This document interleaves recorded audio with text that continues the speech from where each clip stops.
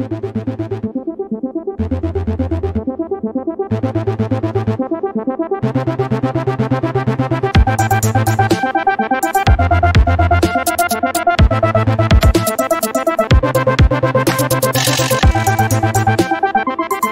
Sound Seekers. This is a weird and very hard time we are living in, I know. And I just want to say that I hope all of you listening are healthy and well, both physically and mentally. This conversation I had with the Haunts was a big highlight for me last week when we recorded it on April Fool's Day.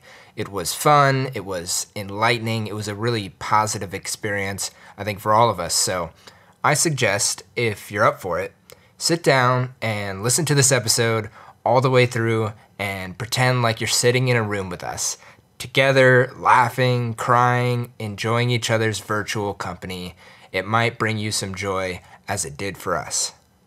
We talked about all sorts of stuff, including the current state of the world, of course, and how COVID-19 is impacting the band and their personal lives.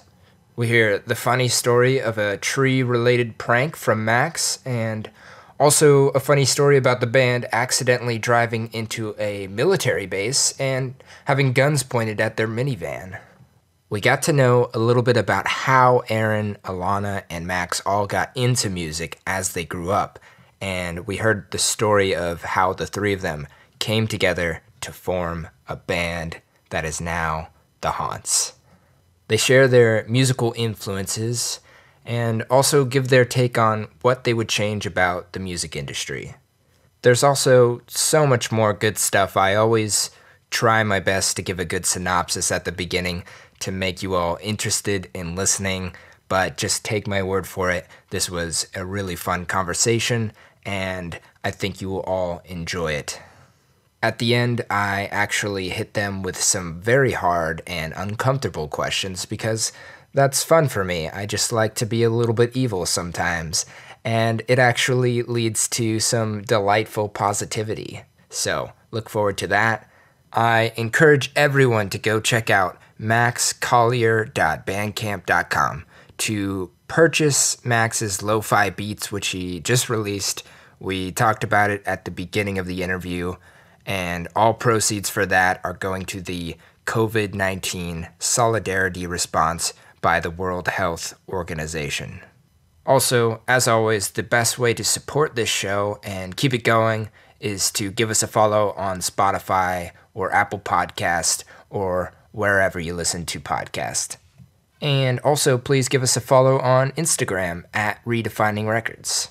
You should also go give the Haunts a follow on the gram at the Haunts Band, and you can find all their music on Spotify or any of the internet streaming platforms. Finally, I saved the best news for last. After we chatted, the band all agreed that this would be a perfect opportunity to share some new music with you guys.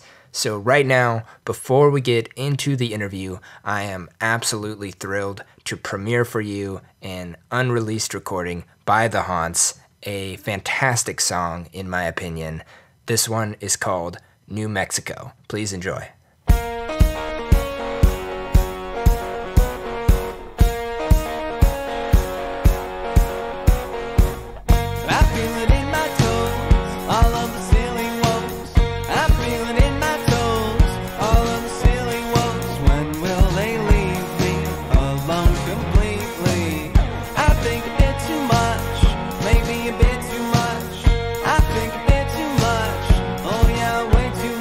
Some indication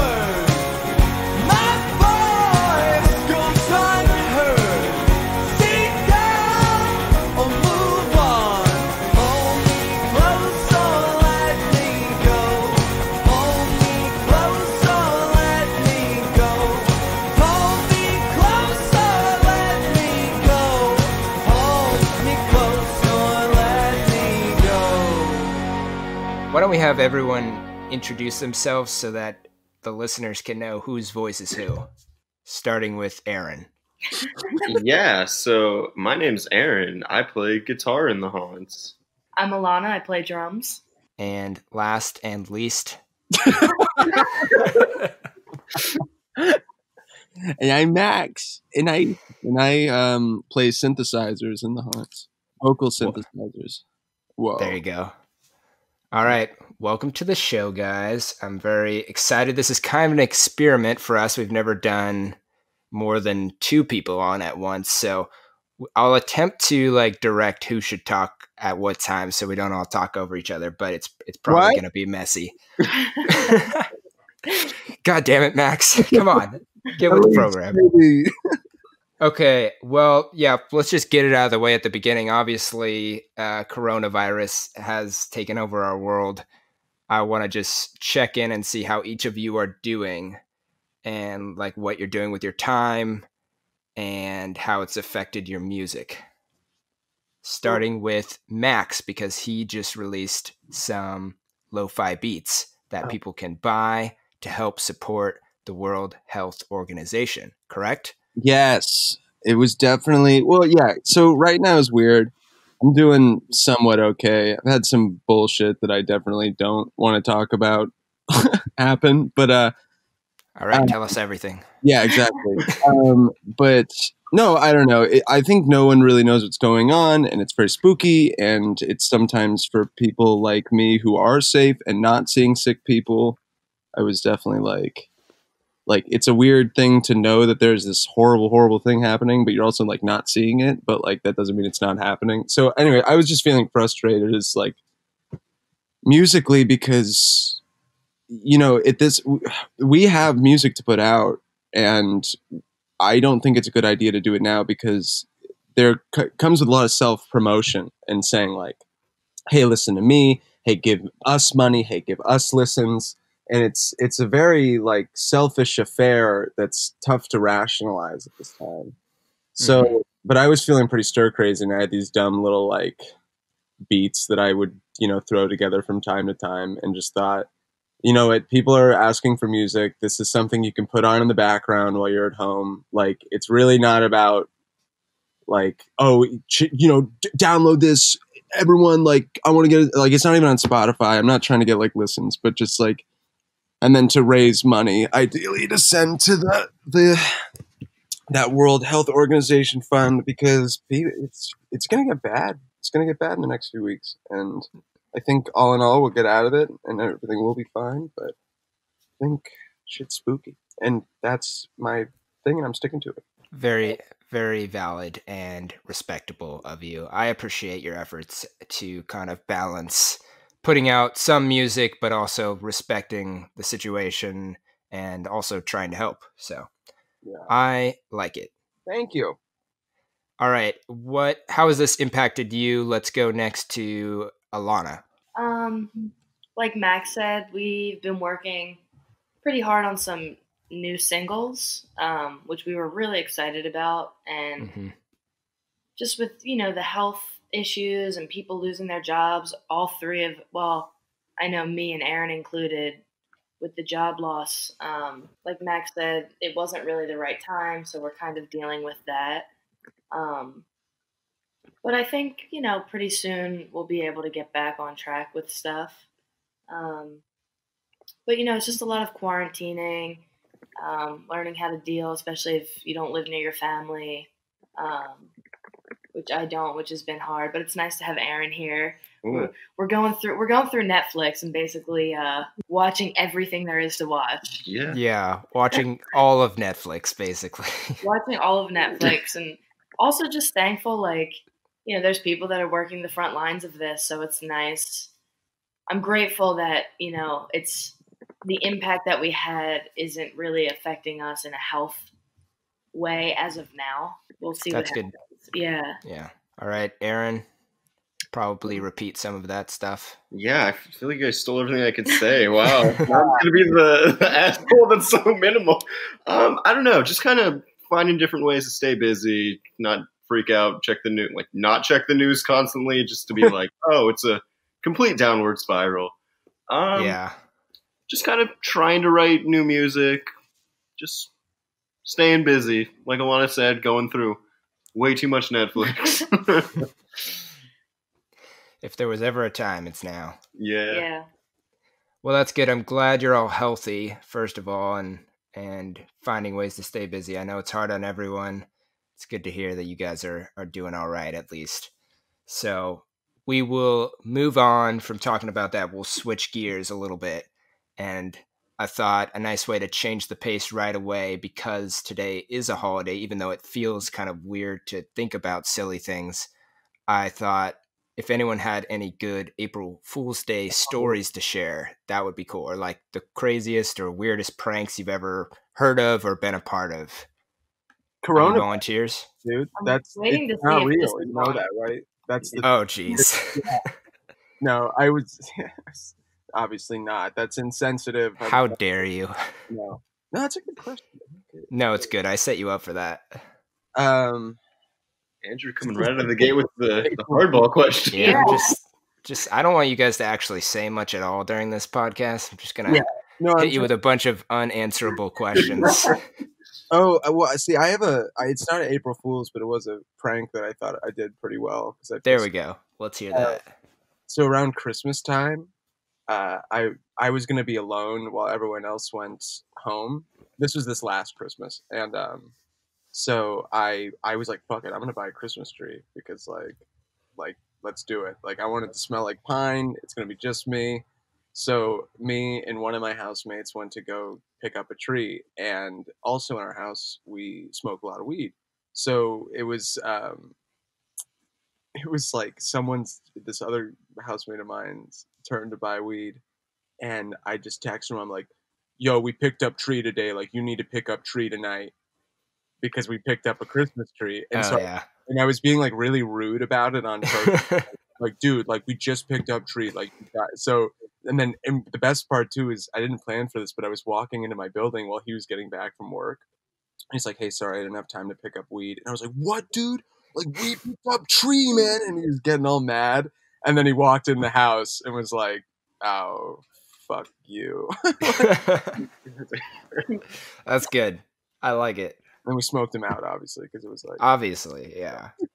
You have to at that point. Yeah. But that's probably as good after as all the trauma you put him through. Yeah. Yeah, it's only fair. Yeah, I get him high. All right, well, that's a good story to get us into a more lighthearted mood. Well, as many of our listeners probably know, Max was already on the show about 10 episodes ago. So a few of these questions I will direct mostly towards Alanna and Aaron, because I just don't want to hear Max talk anymore. That's fair. So let's start with Aaron. I want to hear a little bit briefly about your childhood musical experiences, kind of how you got into playing music. That's tough. I grew up in kind of like a non-musical family. Like, no one played instruments, but luckily my mom was like super influential in like what she played around us. Like, she was playing like Bruce Springsteen or like Bob Marley, and I don't know, it was always interesting to like kind of hear those growing up. And then as I grew up, I kind of was just like, oh, I should probably learn a hobby so I'm not just the most dull person alive.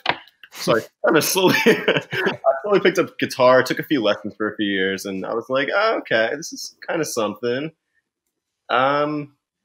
Switched to bass for a little bit because I was like, oh, hey, there's way too many talented guitarists in this world. Why not stand a chance of being in some kind of band? I feel that. So for a while, I really would consider like bass my main instrument, and I think that was really influential in kind of like learning like, oh, hey, don't just play pentatonic solos that are completely off key for minutes at a time. It's always good not to do. Yeah, and then like probably like right around like high school, just really started getting into like all those garage rock revival bands like the Strokes, the White Stripes. Just kind of studied those albums as I locked myself in my room, and yeah. Nice. Did you play in any bands while you were in high school? No, I didn't.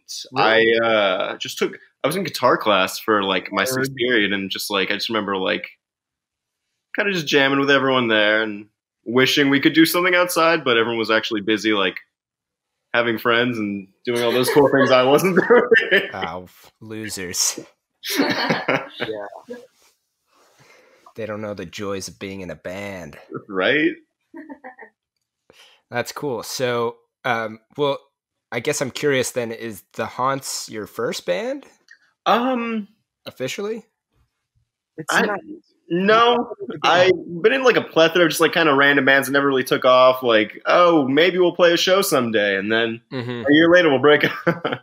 Alanna and I were actually in a band before the Haunts that lasted about a year and a half.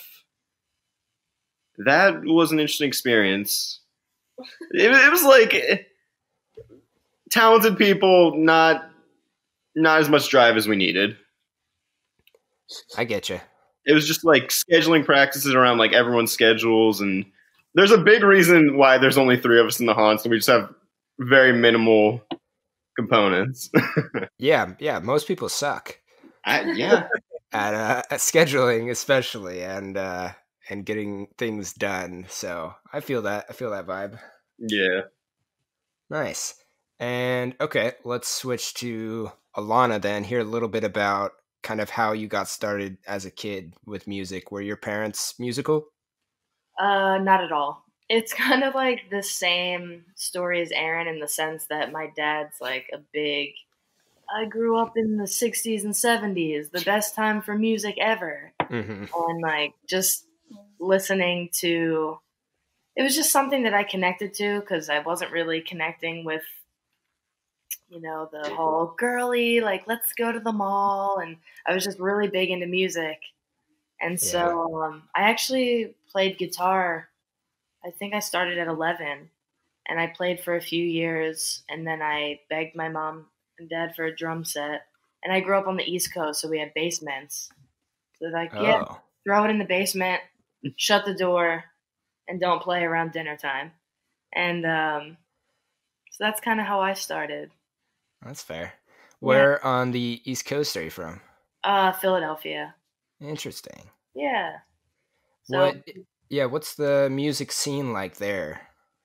Well, when I was like right after high school, I spent like a year and a half home before I moved to Austin, Texas. But during that time, like Philly was a lot of basement shows, like around like West Philadelphia, born and raised. I knew it. Oh, you had to do it. Yeah. Well, because West Philly is where like UPenn is and Drexel and all that stuff. So a lot of kids would stay in these like thin 4-story houses, and they had these little basements. And then like Tuesday through Saturday, it was just all these basement shows, whether it was like hip hop, experimental jazz, rock, indie garage, acoustic. Like it was just like word around town, and you just kind of went to these shows. Nice. Yeah. Sounds like a good melting pot. It was a good melting pot. Now the Philadelphia music scene is like really exploding, which is cool. There's a lot of cool venues. I don't think anyone actually says Philadelphia. I'm just kind of saying that for the podcast. For us West Coast people. Yeah. But yeah, the Philly scene it's really cool. It's really cool. I was hoping to get us into like a little East Coast tour at some point later this year, early next year. That would be sick. Yeah. Okay, so we got a little backstory from Alanna and Aaron. Some of us know Max's backstory a little bit already, but why don't you, excuse me, Max, say a little bit about how you got into music and then maybe wrap it with how the 3 of you came together. Oh, that's my favorite story to tell. The last one. Yeah, I was in high school and I played music, and a lot of people didn't play music, and I just was like, fuck you clowns. So I had played in a band, though, a little bit, and then I played in a band in college, and we did well enough that I was like, yo, this is pretty dope. Like, I might actually be able to, like, get some momentum going. But then we broke up because, we were a band. And then I went to LA, and I felt like shit in LA because I felt like what? That's how everyone feels in LA, right? Yeah. No, my housemate was saying nice things about me. No, but so came to LA, you know, obviously felt like a nobody. And so in feeling like a nobody, I turned to Craigslist as As one does. yeah, for A all lot of stories start this way, though.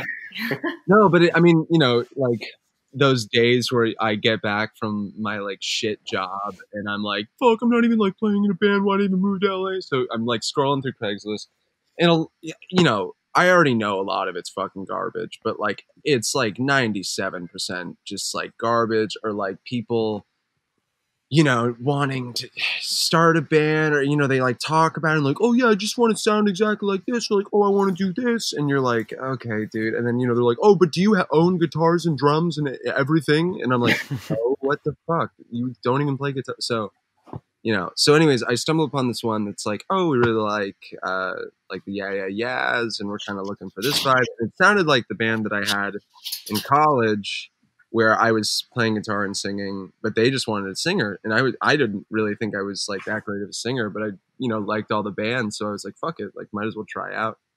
So I hit them up, and we're texting for a bit, and they send me some like demo-y stuff, and I definitely fuck with it, and so this is more of a personal side of this story, but we set up an audition, and the night before this audition, the girl I was dating at the time was house sitting, and she decided to have a party at this house, which was so dumb because like, why the fuck would you do that when someone's paying for you to watch their house?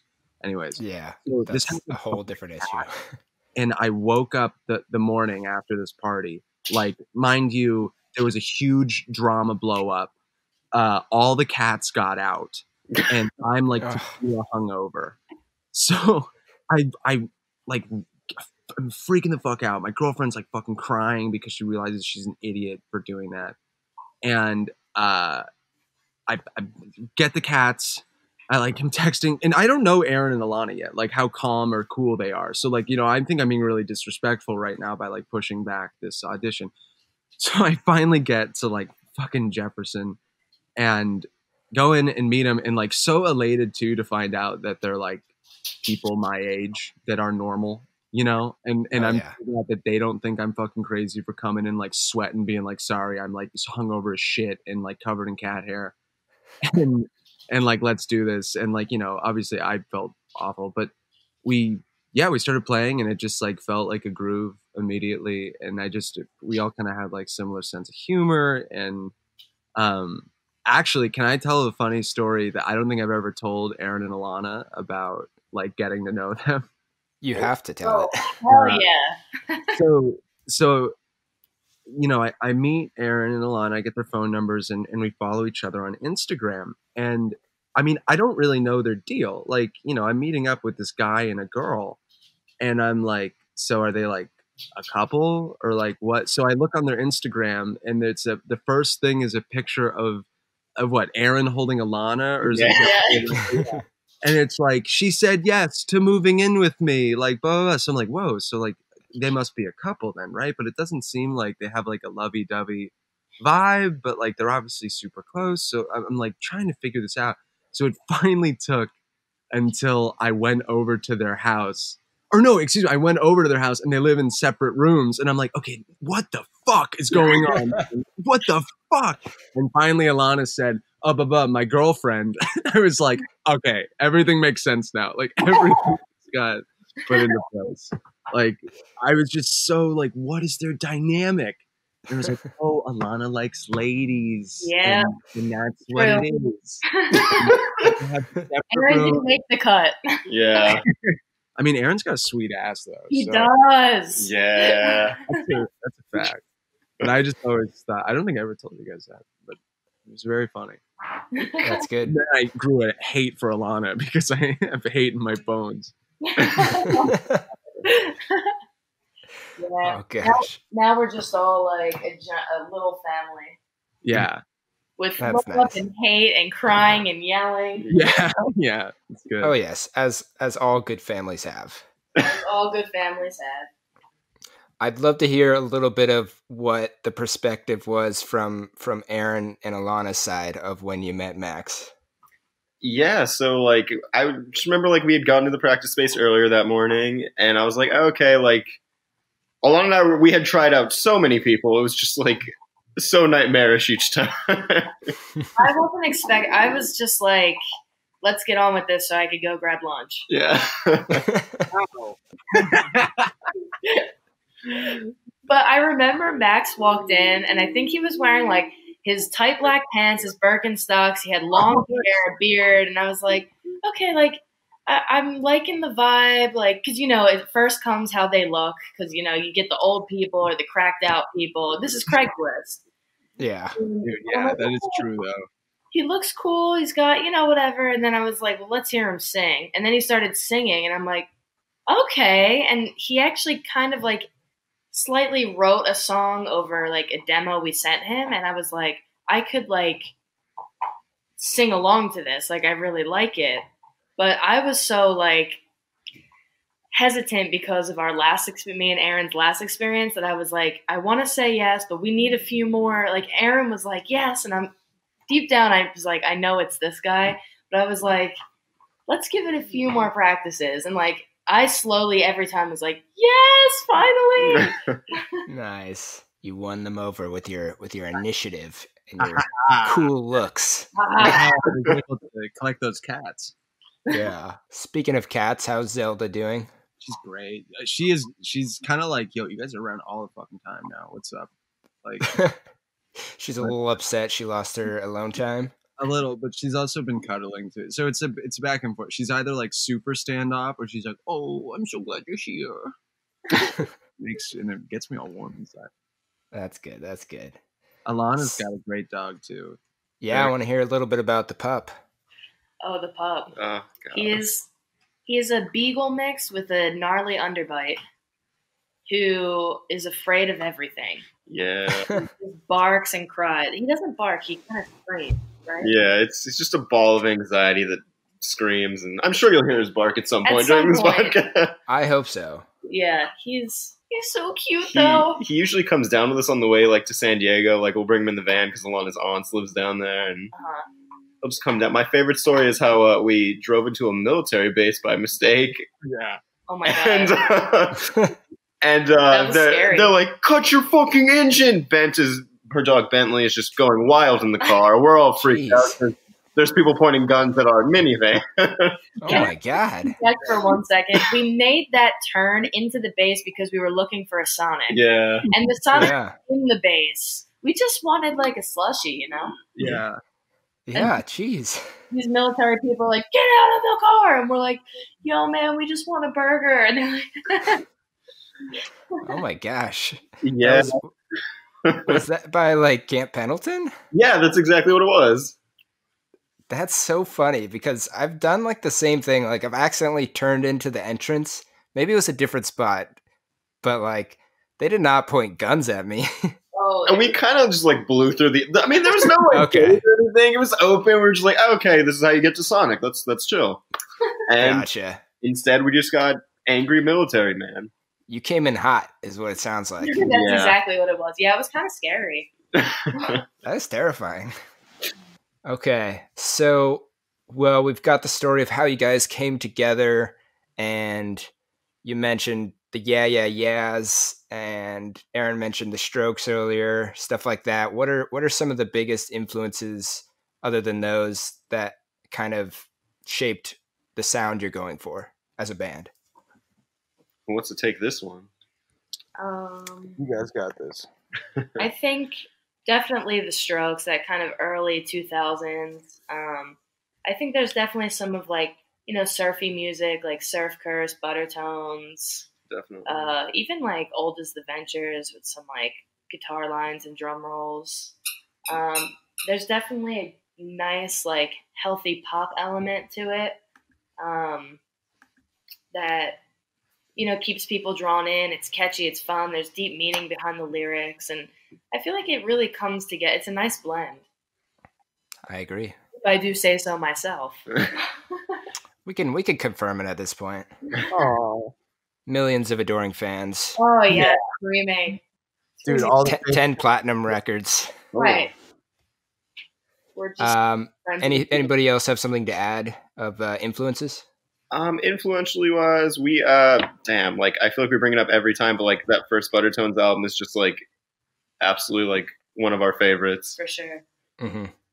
What else we got? Yeah, just I don't know, like big fan of like that minimal, like kind of lo-fi sound where it's like maybe we recorded this in like an abandoned Payless. I like that description. It's just like I don't know. It kind of comes from like that, like same ethos as like a lot of like acoustic acts have. Like the more minimal it sounds, like the more power you can put behind the minimalism, like the more substantial it like kind of feels. Yeah, Yeah. I get you. It's also nice. I mean, this is more of a me thing, but the music that I do alone is very like layers and like not intricate necessarily like in parts, but intricate like I don't know. There's like a lot of shit going on. I think that's partially because like I am alone and have the ability to do that. But it's cool with this band of like forcing myself to do the opposite or Mhm. like embrace those like it's drums, guitar, and voice, which Mhm. like and even to when we go into the studio, I try to not bring my solo-y stuff mentality of like let's put on like Mellotron and fucking like and all these guitar lines and shit. Like it's very much like no, let's get that live vibe that's gotten us a good amount of attention and kind of find the best way to encapsulate that. Yeah, very well said. For sure. So here's a fun question, one that I always ask. So we'll go through, starting with Aaron this time. What is your favorite Haunt song and why? Oh, that's tough. Wow. Right now, I'd say it's probably. I feel like I gotta go with Operator. It's still like one of my favorites to play live. Yeah. Like I think I just love starting like how it's like I like can kick on the like the bass channel like a few measures in, people are just like, oh shit. That's like just like outside of that song, it's my favorite thing to do. It's just like people are like, there's no way they're gonna sound full enough, and then I'm like, guess what? Maybe we do. Yeah, that's a good feeling. Yeah. But yeah, definitely gotta go Operator. I think it's like which we recorded and will be coming out soon. Oh, that plug. I think it's just really cool to like see like people like just going crazy over something I wrote like alone in my bedroom, probably. Hell yeah, that's awesome. It's funny too that people do like judge that we're not going to sound full, especially in LA where so many people use like backing tracks and stuff. They're like, oh, there's only 3 people up there. It's like, dude, do you know how many bands you've probably seen where they're not even fucking playing anything? Mhm. Like, yeah, we're going to be fine. We're going to sound nice and full. Don't worry. Yeah, haters. Haters. All right, favorite Haunt song, Alanna. Alanna. I've been saying it right before. I just have to mispronounce names. That's okay. It's all the same. Okay, favorite song. So first, I want to say "Kids in the Street" because one, we have a video for it, which is amazing. I love playing it. I think it's a great song, and I love the lyrics behind it. Besides the fact that it's all catchy and fun to play, like it's just like we're all living, we're all having fun, no rules. But I also love playing Operator. It's probably the most funnest song to play. It's just like high energy. I'm sweating by the end of it. And we have some songs that aren't released yet that I could say, but I'll wait because you can't even hear them right now. So Oh, build the anticipation. I was going to talk about the deep shit, but okay. Oh, no, go ahead. It's out. No, yeah, I'm gonna do the cuts. No one knows. I like the songs we have out for certain, but I think it to just be a little off the beaten path. We do this song called, I don't even fucking know what it's called at this point, but Total Reaction. It's really fun live. It's definitely our like funkiest song. Very But funky. it makes me dance, and there's a whole part where I just get to dance while Alanna and Aaron jam, which is great, and I love it. Nice. But really, the song that gets me like into the show, which we usually do second, is the song called Hit Show, because I don't know what it is, but the way that like Aaron and Alanna hit in the syncopation of the chorus, it like, because like it's not that I'm super nervous on stage, but it's sometimes tough to like, especially if you're not doing like a really big show, like you got to break that mold of like, okay, people are looking at me, and just think like I'm doing this show for me. Like I just want to give the best show I can possibly do. And Hit Show allows me to kind of like get in that mindset and really be like not yell, but like expressive. And then if I can just maintain that energy for the rest of the show, it's usually pretty good. But it's a pump up song for me, even though it's really not that like pump uppy of a song. Yeah, but it kind of gets you in the zone. Yeah. That's cool. So on the other side of this, I like to know what the least favorite original song is. And when I say least favorite, you could take that different ways. But maybe it's like the song you like playing the least, or the one you're most frustrated with. Same order. Aaron first. Yeah, let's do Aaron first. He's had time to think. Yeah, wow. I'm just thinking such positive things about all our songs now. I can't let positivity run too wild. We gotta cut that off. You're right. That's fair. Slice our egos. Exactly. I don't know. I feel like I don't want to say neglect, but like we definitely don't do Loose Lips as often as we used to, just because it's like, it's definitely an easy song for me to flub, just because I'm like, oh, I got to do this and this and this, and I don't know. I would maybe say Loose Lips, just because there's a whole lot of like jumping around the fretboard and me having to press pedals that I usually miss a lot of the time. Yeah, I get you. So I don't know. I would say maybe Loose Lips. That's a good answer. Alanna? Least favorite. I hate to be that person. Like, I don't have a least favorite. I love all my babies. But go hard on one of our songs. See, Loose Lips, that one challenges me a little bit because of the speed and some of the stuff I throw on there. So I have like a love-hate relationship with that song. Yeah. And we haven't been playing it as much. I think also because we've been making some pretty good songs. Some pretty new songs. Least favorite. Okay. What was that one that Max said was his favorite? The second one? Hit Show. Hit Show. Okay, I'm going to say I love Hit Show. I'll just say that one just because for me it's the easiest to play. So it's like... not challenging enough. Right, sure. We'll go with that. That is an acceptable answer. Thank you. All right, Max Collier. That was on purpose. Yeah. the endless struggle. No, but I think my least favorite.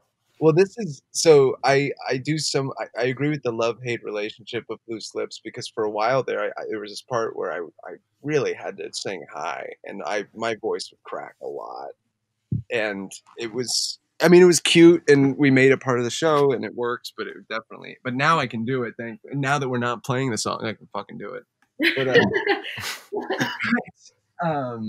no, there's this, and this is a joke. I don't actually think it's a bad song or anything, but there's this one part that Aaron has shown me, like, since we've started playing, and like I cannot write lyrics over it. Like, it's not a him thing, it's a me thing. I don't know what it is. I can't, like, every time I try and write something, it's like, dude, this is like, I hate this melody. This is not entertaining at all. Like, yeah. His part is fine. I just, it's been so frustrating. I've taken so many stabs at it. I've like worked on it at home, and I just, one day, hopefully I can, it'll reveal itself to me in a, beam of white light, or it's going to take me like years of, it's going to be my, Hallelujah, and I'll just write like 85 verses. Yeah. I'm curious, do you guys ever take a stab at each other's parts? Like, does Aaron ever come up with some melodies, or? I mean, I'd argue like a lot of the times he is kind of writing the melody. I mean, New Mexico, I'm basically just singing his guitar part, sort of. And Yeah. But yeah, I think we've gotten to a good point too, where we all respect each other enough that we're happy to be like, well, could you try it like this? And it's never like what you're doing is bad or anything, but it's just like, how do you, like, does it feel well with you? How do we feel it's affecting the song? Like, I think the ego is out of the room, and it's very much we're all just focusing on what is the best product or what's the best outcome. But so yeah, I would say we're decently. I mean, we definitely stick in our corners, but we are fine about being like, try this. I know Alanna, especially in the recording, when I was recording the vocals for the songs that are going to come out, she was giving me some great, just like, yeah, but try it like this, and it really like it made the choruses hit like way harder. So I stuff like that. It's nice. Nice. We work really well together. I feel like there's definitely like, like when we go into songs, like a lot of times, like Aaron will have like an outline, I like to call it, of like the idea that we all have to build off of. And it's like, okay, what were you thinking? Like, what songs influence this? What, because I think for every song, it's rarely like, here's the guitar, here's the drums, here's the vocals. It's like, oh, I heard this in this song. Can you try putting it here? Or can you add this guitar line? Or, hey, can you switch the drum beat up? Or what if you went higher in this chorus? So I think we all, like Max said, kind of like stick to our corners, but we all work very well together. I think it's kind of like liberating also how it's like, if we can't do it live, we just can't do it. Yeah. Right. It's like you can't really overthink everything. Right. I could be like, I have this really sick guitar line, and it's like, oh, it won't work at all. Okay, let's just do this. Right. Yeah. That's true. It's kind of cool. Yeah. Cool because like, when you have more to work with, you could do like, it's a very simple, like we have guitar, we have drums, and we have vocals. And it's like kind of more creative and makes you have to think a little bit outside of the box to get it to work and sound, full in a way. So I think it's pretty cool. Yeah. I agree. I feel like we're in a day and age where so many artists are doing the opposite of, like Max said with his solo stuff, there's so many layers and you have to find a way to like recreate it live, whereas you guys are going kind of more old school of like, if we can play it, then it works. Yeah. Exactly. Yeah, exactly. And I respect that. That's cool. Thank you. So I did have the pleasure of seeing you guys play live. I guess it was like 2 months ago now, or I don't know, at Santa Ana on the tour you did with Spurts. And so I just wanted to kind of get a little recap of that tour and how you guys felt about it and kind of some of the stuff that went on. It was so absolutely great. Love Spurts. They are. It was great. Getting to see them every day was like, oh, we have friends built in on tour. It was really cool. It is cool. Yeah, like summer camp, honestly, by the end of, like, I was joking when we all went our separate ways in San Jose. It was like I felt like the last show was this, like, that play you do at the end of summer camp, or, it's like, we did the Weezer cover and like out of nowhere, and it just felt very like, oh, goodbye everybody, like, see you next summer. Yeah, that's exactly how it felt. We were like, we all both bands went up on stage and covered a Weezer song, and we were all just like jumping around, and then we went outside and said our goodbyes. It was like really sad. Yeah. But the tour was definitely I went in with really low expectations just to like not get upset because like we're playing in cities we've like never been in. Mm-hmm. But overall, like, I mean, every show except, I mean, the one issue was the San Francisco one because it got like canceled and we had to change venue and shit. And it was, I mean, we still made lemonade out of that, but like, yeah, people came out and they partied and they wanted to, like, know about it. It was really a nice response. People were really kind, and that really made it all worth it. That being said, I was a fucking dead person after 10 days of 10 shows. Yeah, it was a lot. But it was cool. Like, it's good to know I can, or we can all physically do that too. Yeah, that's very cool. Did so does the San Jose show kind of stand out as your favorite, or? Stockton, hands down, that show was insane. I'd say definitely That's cool. San Jose or Stockton. Stockton was great. Yeah. Stockton was nuts. Oh yeah, you guys have a little video of that on YouTube, right? Yeah. Yeah, that was cool. I was watching some of that earlier. Honestly, the best part of that show isn't even in that video. It's where like this girl runs into Max and he just goes flying through the drum set, and I'm just like, what the hell? I don't think she went. I think someone used her as like a battering ram. Yeah, like someone put her into Max, and Max literally went flying into the wall. It built a barrier of people between me and the audience because it was so like people were like, we can't have them like knocking into him. It was cool. Yeah, it was a good. I also kind of appreciated it because I got this vibe like walking into this big, like 160 person party in Stockton. I'm in a fucking like light blue sweater and a white turtleneck, and everyone's looking at me like, who the fuck is this clown? And then, then we get to go up on stage and we're like, all right, we fuck with you. Yeah. Fuck with you guys too. It's okay. We can sniff each other's butts. We're the same breed. That was a very good metaphor to go to. That was amazing. Like, oh, that was so good. Like, I was like, that's right, motherfucker. That's great. So you guys are obviously, you've kind of mentioned the difficulties of kind of being a band, an up and coming band in LA. You guys have done some touring. You've done some releases at this point. I'm going to hit you with kind of a hard question now, in that I'm curious if there's anything you wish you could change about the music industry or kind of the music scene for a band like yourselves. If there's something you could change to make the path to success easier, or some sort of tools that could be available to help you guys out, what would those things be? I think my issue with kind of just like the LA scene is just like, it feels like there's no all ages venues outside of the Smell, and that just makes it super difficult to kind of like get solid followings and crowds, because it just kind of feels like, I don't know, it's like you can have like a primo slot on like a Friday or Saturday night, but like if you can't bring the people, it's not even worth it. Yeah, that's a good point. Whereas like with kids, it's just like, oh, it's Friday, I'm 17, I'm gonna go get drunk outside the Smell and go listen to whatever band is playing. Yeah. I mean, San Diego is great for that. When Yeah. you go to San Diego, there's a ton of all ages venues. Kids really like to come out.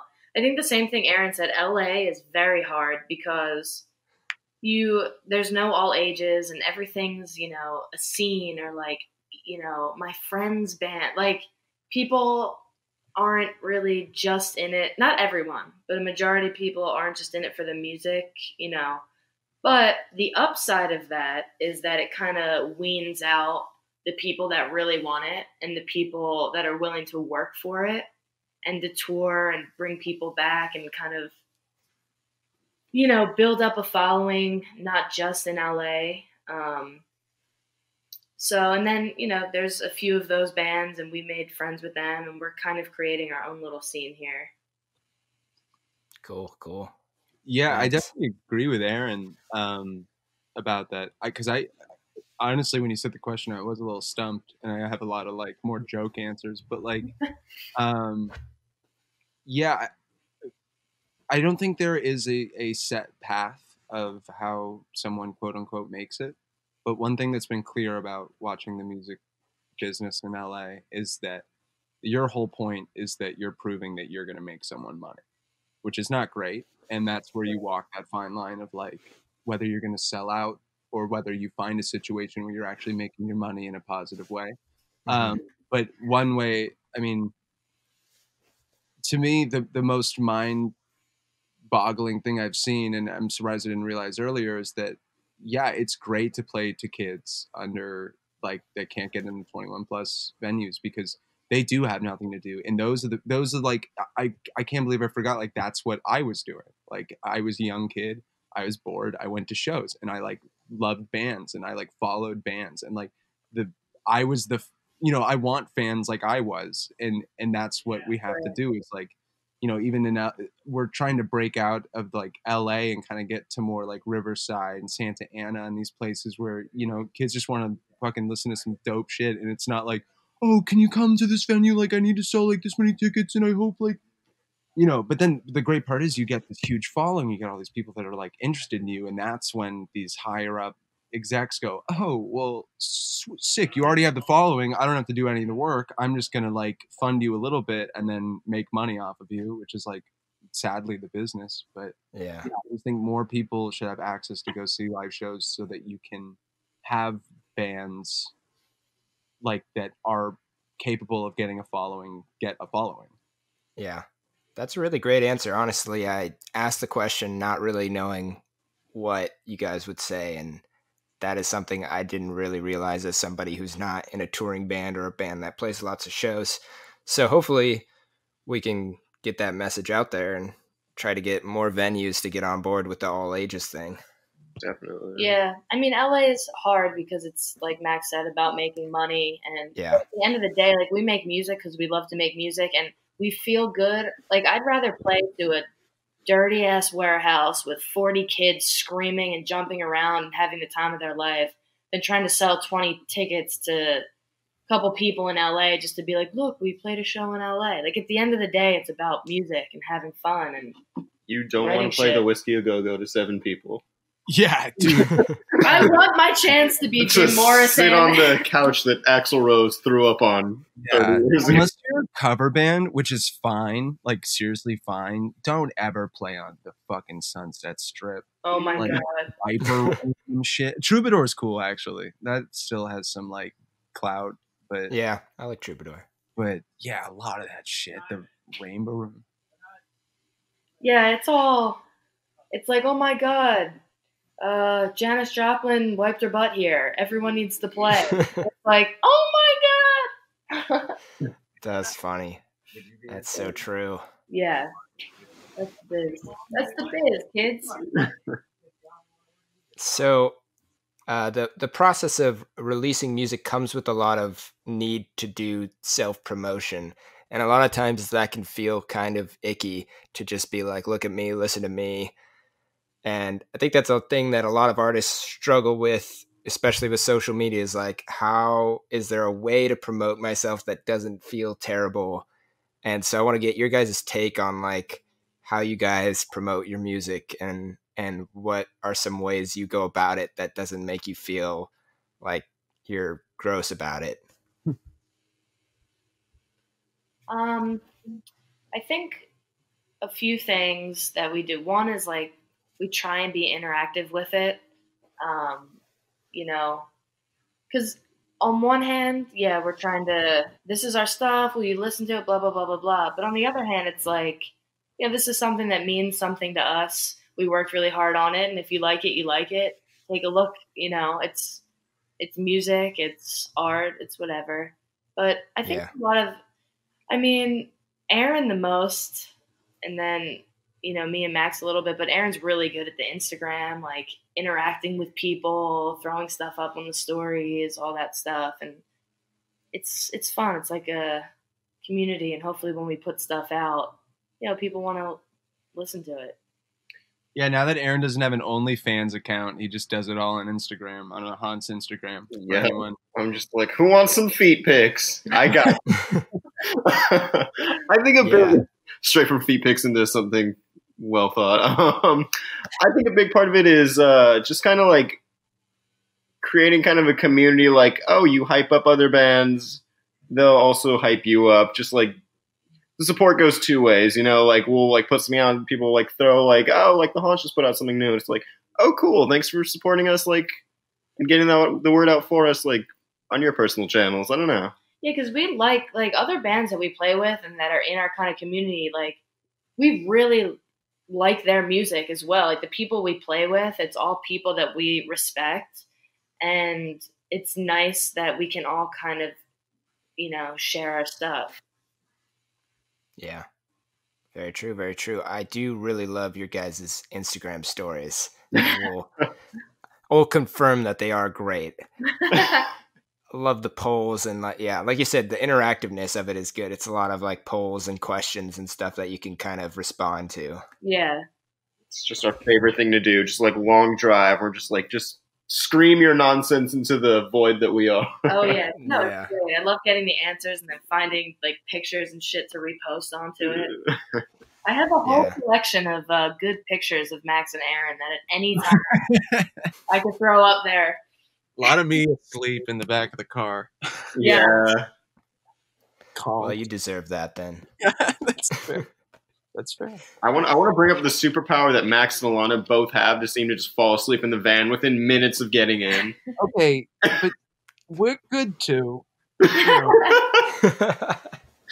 Be like 7 hours to San Francisco, and Max and Alanna are asleep in 20 minutes. And we're at San Francisco. It was like, I know. Yeah, they get to time travel. I get to look at The thing is, Aaron won't sleep in the car. So if you think about it, why should me and Max sacrifice sleep anyway? yeah, exactly. I gotta stay beautiful. Yeah. Aaron's always beautiful. That's fair. You gotta have the beauty sleep. Yeah.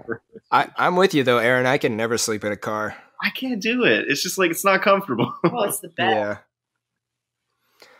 Okay, we will move on to the main question that we kind of focus the whole show on, and that is, what is the point of making music? And vague question, you could take it a lot of different ways. We'll start with Aaron again. Oh. Why do you make music? Damn. Ooh. Damn. I don't know. I kind of grew up just really admiring these people are it's super inspiring. They can put their talents out to the world. I wish I could do that. And I think just slowly getting to a point where you feel comfortable sharing your music and working with other people to kind of craft it is something I always wanted to work towards. Whether or not someone listens to it, I mean, that's definitely nice, but it's at the end of the day, it's nice that I get to do this with two people that I love and Aww. I know, right? Oh. All right, Go for that Oscar. Can I cut the bullshit? We all do it for the kids. We all do it for the ladies. Yeah. Grandma, mom, and my grandma, my bubby loves this, and I do it for my number one. Is that your real answer, Alanna? Oh, and also I just like banging on the drums. Yeah, that's fair. Hell yeah. And you get to travel with your best friends. It's great. I mean, what's there not to love?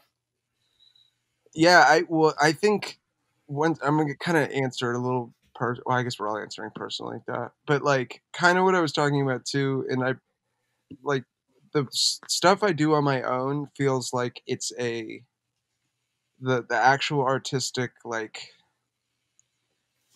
thing is that I'm focusing on the product of the recorded song. It's like making a painting or a dish or something, and it's okay, my outlet is that I made this thing and it's done and it sounds how I want it to sound. With the haunts, it's very different, where to me the outlet are the shows. It is very much there is an energy between three of us, and being able to share that with a crowd is a euphoric feeling that I've rarely ever felt before in another band. And sometimes in my old band Sundays, I definitely had peaks of that at certain shows, but now we're getting to this point where it's just consistent. When we do a show and there are people there, it's a fucking vibe. It's a good time, and I feel that connection with all of them, and they're having a good time, and we're just stoked on each other being there, and kind of getting to forget about how shitty everything is. Pre-COVID too, just for the record. So yeah, COVID really goes to show the shows are everything. Yeah.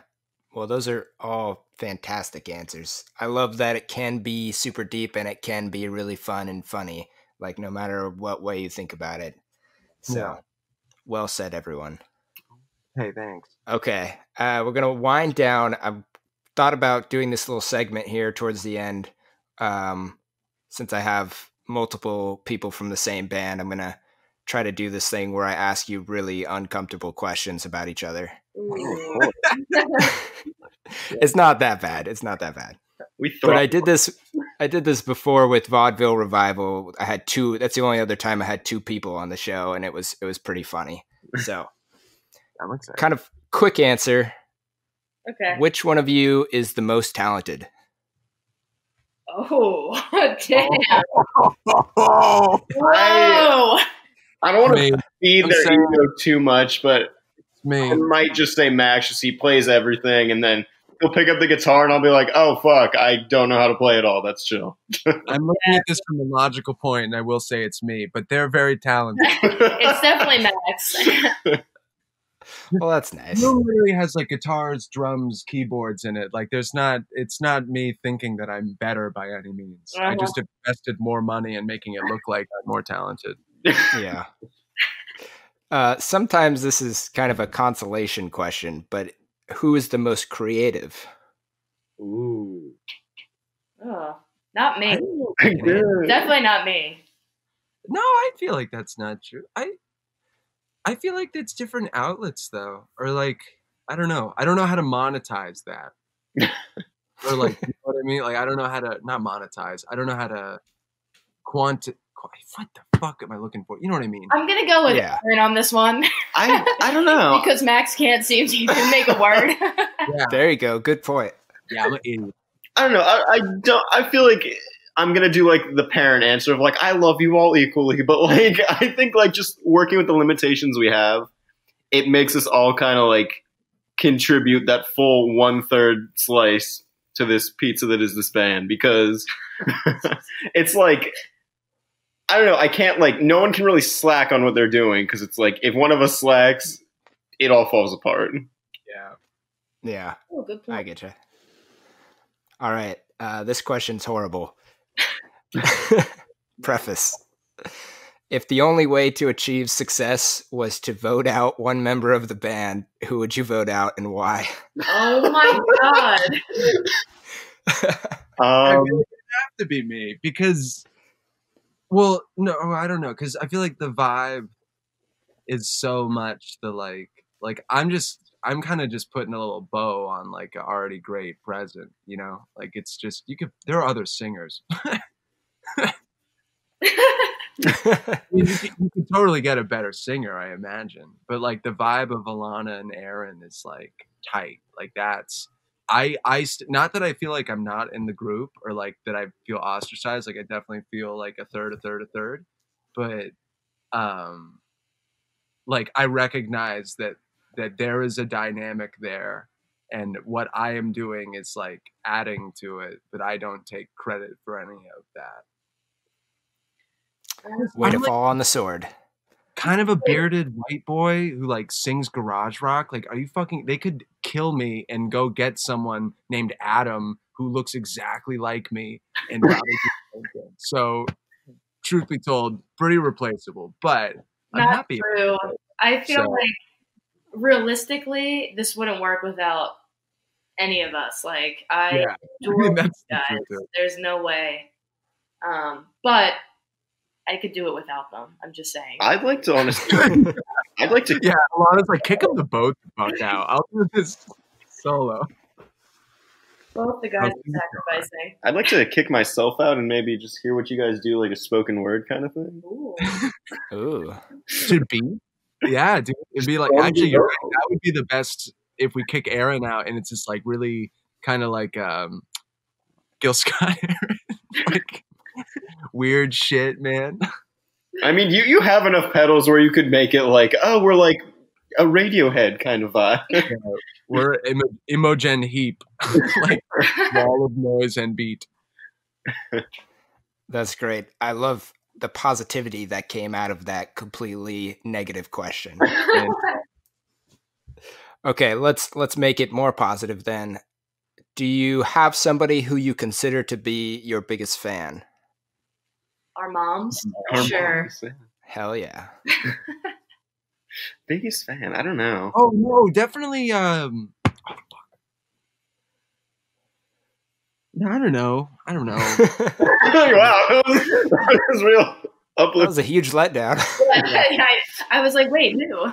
I don't know if we have like a biggest fan, but like it's really nice to have like some of the most supportive people like working with us. Like we have like Alyssa Cornia of Cosmic Bloom Booking. She was always there for us. Like I call her our van therapist because she has come with us on every tour for just like photography and emotional support. Emotional support.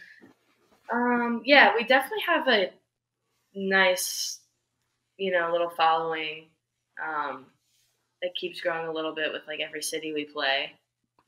We love the people at the Smell. The Smell is like, yeah, and the Satellite. Yeah, just I don't know. It's like for a soulless city, sometimes it feels like, oh, there are some people cheering for us. Yeah, for sure. There's some bright spots. Yeah.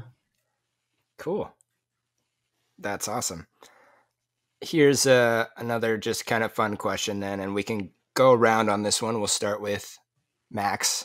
Yes. What do you enjoy doing besides music? Well, God, you know what I've really been craving is a fucking box of Legos. I've been talking about it all morning. I'm so bored. No, other than music, well, because I did a pretty shitty answer last time. I should probably have something better.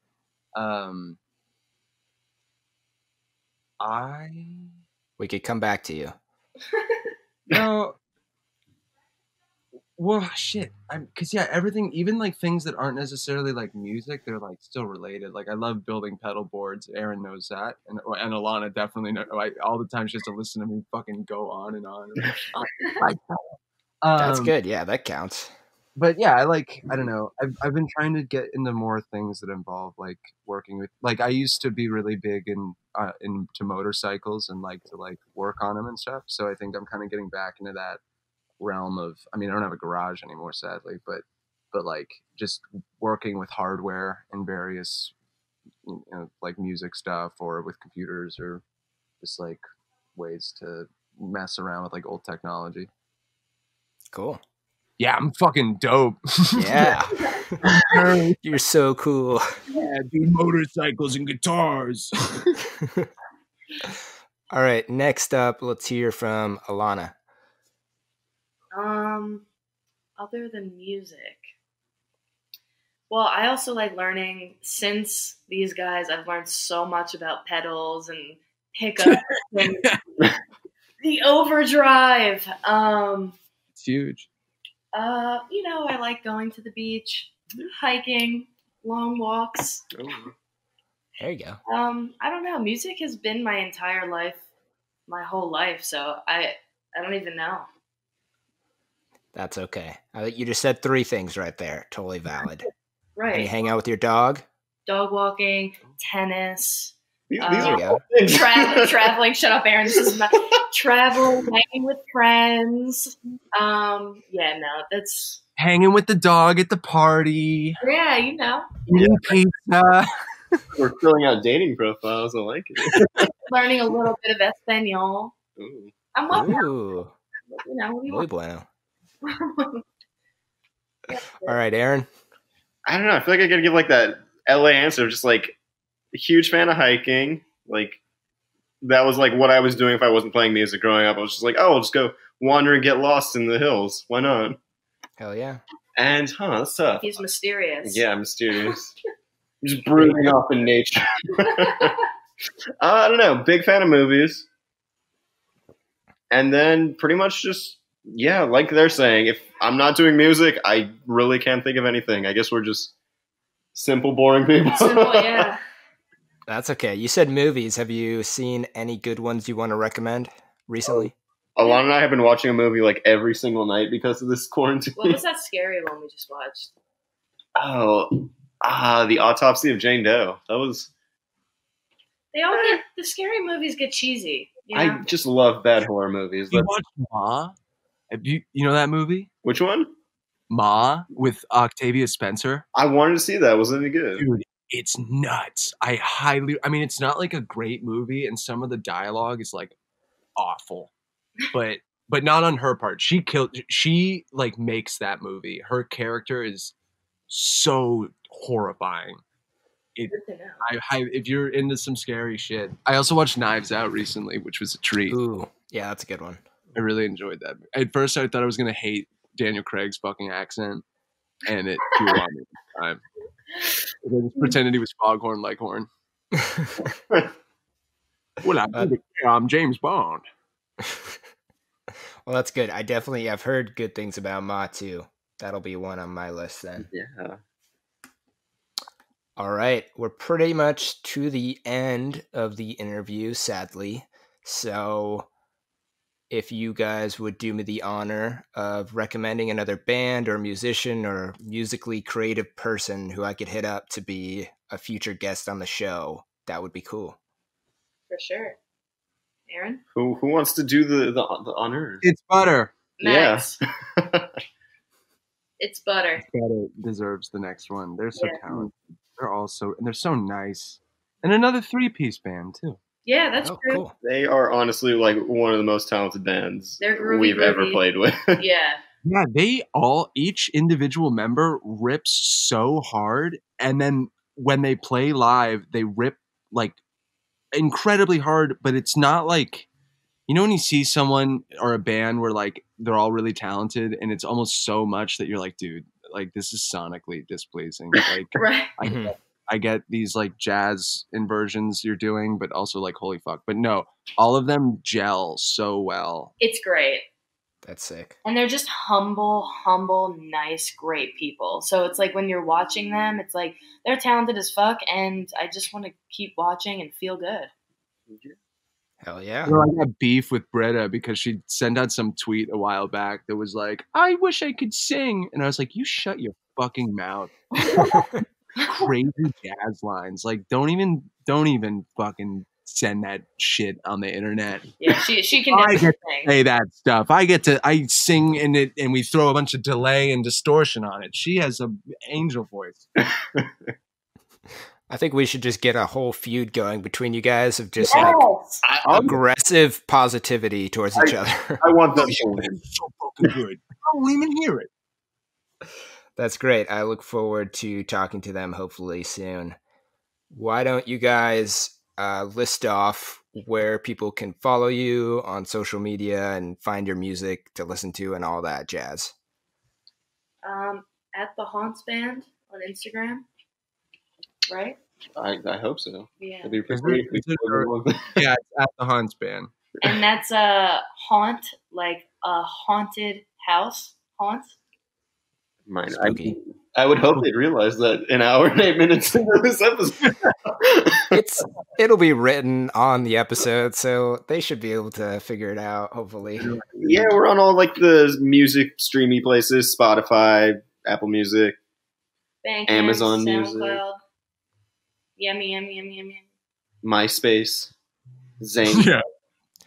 There you go. Napster, GeoCities. LimeWire. Oh, LimeWire. Penguin, Neopets. Neopets. Oh, That's new. Digimons, is that a thing? Second Life. You know, the usual. There you go. Roblox. Robot. But yeah, Got one laugh. the haunts. That's where we're at. Cool. It's easy. People should be able to figure it out. Is everyone good? Anyone else have something they want to say or add before we wrap up? No, it was a big. I know. It was a big exposition for a deep. No, just Thanks for having us. Thanks. This is- Oh, of course. It's so nice talking with people. Yes, it is nice talking to people. We are still humans. Yeah, love now. Stoked to be doing what we're doing. Love playing music for everyone. Hope we can do it again soon because we missed the fuck we out of need it. to do it soon. Yeah. I need to play music. Anyone listening, we miss you. Well, I think everyone misses you guys too. Hopefully it will happen soon. I agree. All right, we'll keep making cool shit, guys. We always end with a high five, so I'll count down from 3. Okay. And then we will virtually, through our microphones, pretend to high five each other. Okay. Damn. All right, 3, 2, 1. Wow. Oh, that was bad. Wait, Aaron. No, it's fine. That's what editing's for. Yeah. No, the worse it is, the better, in my opinion. I don't. Okay.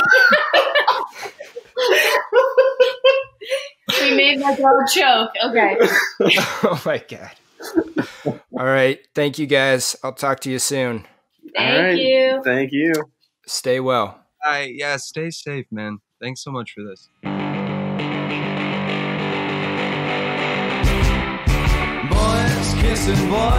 Kissing girls, with no sleep, stop their feet around the cities of the world. Boy, they don't care how they choose to wear their hair. Rip a shirt, wear a skirt, throw presumption to the air. Those kids find a way, gets away in fun with whoever they want. Those kids find a way, gets away in fun with whoever they want. They're finding ways to the backseat with whoever they want. They're finding refuge in the streets. Take me to where those eyes don't seem to care. Cut the cord, lose the lens, let debauchery commence. Girls, loving boys, make the day seem less great as we give up being coy.